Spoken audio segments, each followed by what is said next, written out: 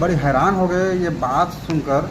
क्या तुम यकीन से कह सकते हो कि अपना जीवन जी रहे हो, कि भेड़ चाल का हिस्सा हो, सिर्फ भीड़ में चल रहे हो,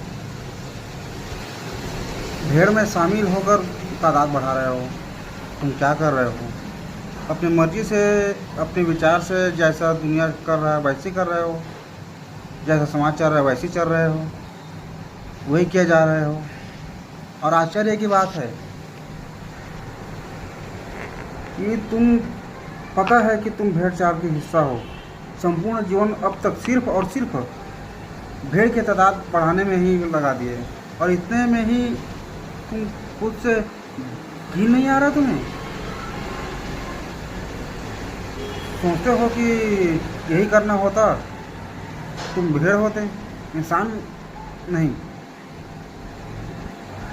दिमाग है तो तर्क कर सकते हो, तो तर्क करो, विचार करो। क्या मिला है तुम्हें जो कर रहे हो? उससे कुछ पाने के लिए तुम्हें खुद से मेहनत करना पड़ता है। सामने थाली रखी हो, खाना हो उसमें, तो खाने के लिए भी तुम्हें अपने हाथों को ही कष्ट देना पड़ता है। इस बात को ध्यान रखना। तो फिर वो खाना और अनाज जो रोज़मर्रा की ज़रूरतें हैं कहाँ से आता है? कोई झोले में डाल जाता है क्या? नहीं, तुम्हें खुद से मेहनत करना पड़ता है इस बात के लिए। और तुम सोचते हो कि एक चीज़ ऐसी हो जा रहा है। नहीं नहीं, तुम्हें हर चीज़ करने के लिए, कुछ भी पाने के लिए, कुछ भी लाने के लिए अपना हाथ पांव चलाना पड़ता है, पसीना बहाना पड़ता है। और फिर भी मूर्ख बन बैठे हो। थोड़ा तो शर्म करो। तुम इतना तो समझ सकते हो कि तुम इंसान हो, पशु नहीं, या पशु ही बन गए हो।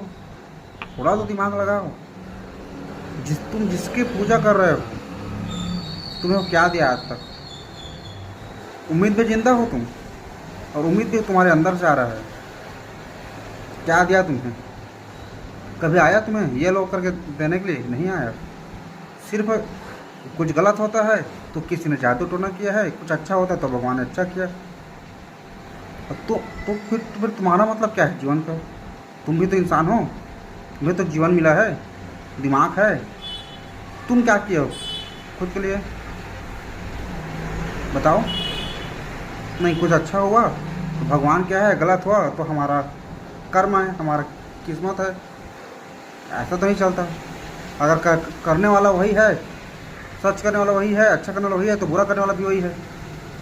तो बुरा क्यों कर रहा है? अब बोलोगे पिछले जन्म में। तो पिछले जन्म से पहले तुम पिछले में क्या किए?